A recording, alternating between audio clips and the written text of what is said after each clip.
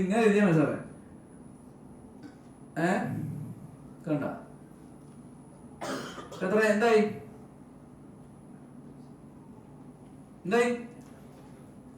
നിങ്ങൾ മനസ്സിലാക്കി 5 ഉണ്ടാക്കുന്ന കാര്യം അങ്ങനെ പറഞ്ഞു. അതെ സംഭവം സ്ട്രക്ചർ ഇങ്ങനെയാണ്. ഇത് ഇങ്ങനെയാണ് ഇങ്ങനെയാണ് ഇങ്ങനെയാണ്. ഇത് ഇങ്ങനെ വന്നിട്ട് ഇതിങ്ങനെ അവിടെ എത്തിയിട്ട് ഇത് എങ്ങനെ എത്തിയിട്ട് ഇങ്ങനെ എത്തിയിട്ട് ഇങ്ങനെ ഇത് ഈ മോഡൽ ഇങ്ങനെ കവർ ചെയ്തിട്ട് ഈ അഡോപ്ഷൻ റേഷ്യോ ഇങ്ങനെ പോയിട്ട് നമ്മളവിടെ വരച്ച് കാണിച്ചു കൊടുക്കുകയാണ്. അപ്പൊ അയാൾ ഇമ്പോസിബിൾ എന്ന് പറഞ്ഞാൽ നമ്മൾ അയാൾ പോസിബിൾ എന്ന് കാണിച്ചു കൊടുക്കണം. ആ സ്ട്രക്ചർ നമ്മൾ ഉണ്ടാക്കണം. ക്ലിയർ ആണല്ലോ? ആ സ്ട്രക്ചർ ആണ് എങ്ങനെ ഉണ്ടാക്കുന്നത്? ഇതേ വരുന്നു. ആ സ്ട്രക്ചർ ഉണ്ടാക്കാനായിട്ട് നമുക്ക് ഒരു ഫങ്ഷണൽ സിസ്റ്റം, ക്ലാരിറ്റിയുള്ള ഒരു ഫങ്ഷണൽ സിസ്റ്റം നമ്മൾ കൊണ്ടുവരണം. Tracking system.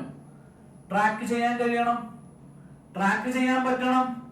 എടുക്കുമ്പോൾ റൈറ്റ് പീപ്പിളിനെ എടുക്കുക. Hiring the right people. മോശത്തെ ബിസിനസ് പാരമ്പര്യം പറ്റും, പക്ഷെ ആ ഫങ്ഷൻ വേണം. പക്ഷെ 30 വർഷക്കാലത്തെ രീതിയല്ല ഇനി അങ്ങോട്ട് വരുന്ന ബിസിനസ്.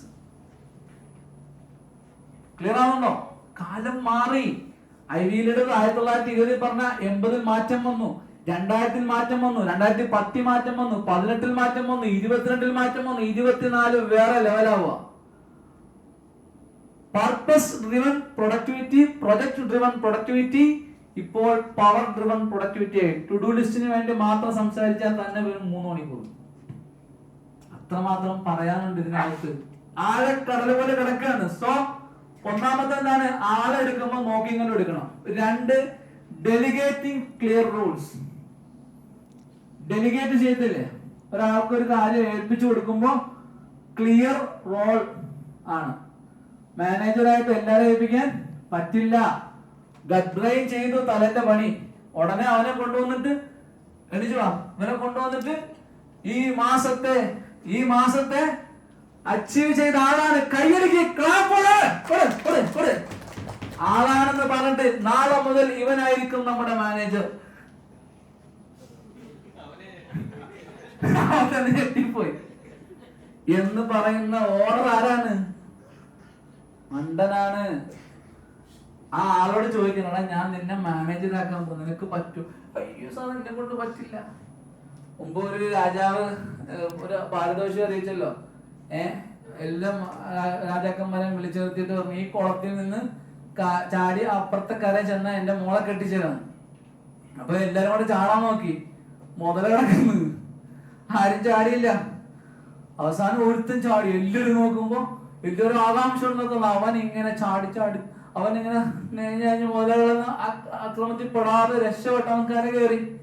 രാജാവ് കൊണ്ടുവന്ന് വെച്ചിട്ട് ഇവനിക്ക് എന്നെ മോളെ കെട്ടിച്ചു കൊടുക്കുന്ന അവിടുത്തെ രാജാവിന്റെ അനുവാദം ചെയ്തപ്പോ പറഞ്ഞു, എനിക്ക് നിങ്ങളുടെ മോളൊന്നും വേണ്ട, എന്നെ തള്ളിയുടെ കിട്ടണം, എന്നെ ഒന്ന് തള്ളിയിട്ട് അവനെനിക്ക് ഇപ്പൊ കിട്ടണം, എനിക്ക് മോളൊന്നും വേണ്ട. മനസ്സിലായ? ആ എന്ന് പറഞ്ഞതുപോലെ ഇവൻ ആരിങ്ങനെ ഇതായിട്ട് നിക്ക. അപ്പൊ എന്ത് കൊടുക്കാന്ന് പറഞ്ഞാലും വേണ്ട, അതിനുള്ള കപ്പബിലിറ്റി ഉണ്ടോന്ന് അവൻ ഉറപ്പിക്കണം, നമ്മൾ ഉറപ്പിക്കണം. എന്നിട്ട് അവന് വേണ്ടത് നമ്മൾ കൂട്ടിക്കൊടുക്കണം. കൂട്ടിക്കൊടുത്തിട്ട് കൊണ്ടുവന്നാൽ ഡെലിഗേറ്റിംഗ് ക്ലിയർ റോൾ ആവും. പോയിരുന്നു, ഡെലിഗേറ്റിംഗ് ക്ലിയർ ആവും. ഇത് നമ്മൾ വീഴ്ച വരുത്തി.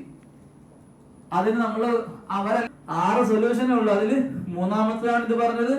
4-മത്തത് ട്രെയിനിങ് ആൻഡ് ഡെവലപ്പിംഗ് പീപ്പിൾ. പരിശീലിക്കുക, പീപ്പിളിനെ ഡെവലപ്പ് ചെയ്യുക.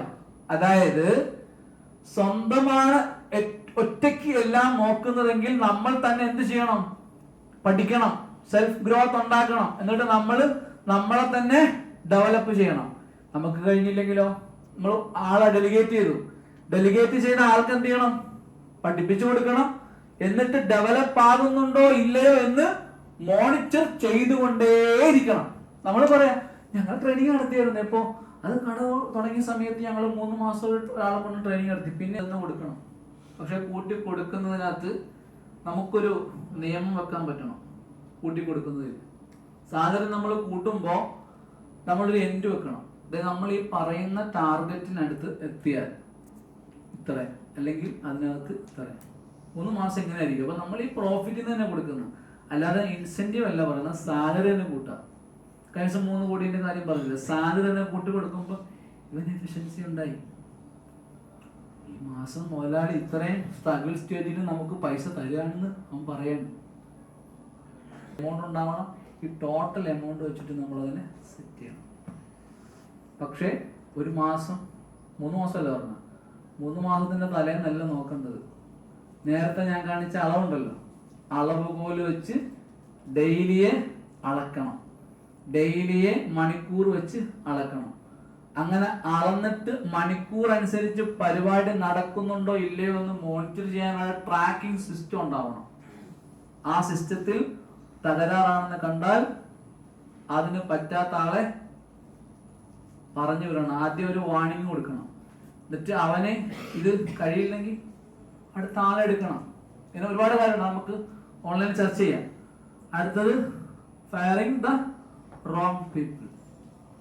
ചെയ്യണം റോങ് പീപ്പിൾ ആണെങ്കിൽ മനസ്സിലായി. ആക്ച്വലി ഞാൻ പറഞ്ഞു വരുന്നത് 6 കാര്യം ശ്രദ്ധിച്ചാൽ 600 കാര്യം ശ്രദ്ധിക്കുന്നതിനേക്കാളും എഫക്റ്റാണ്. 600 കാര്യങ്ങളുടെ പുറകെ നിങ്ങൾ പോകണ്ട, ഈ 6 ശ്രദ്ധിച്ചാൽ മതി. ഇത് ബേസിക്കാണ്.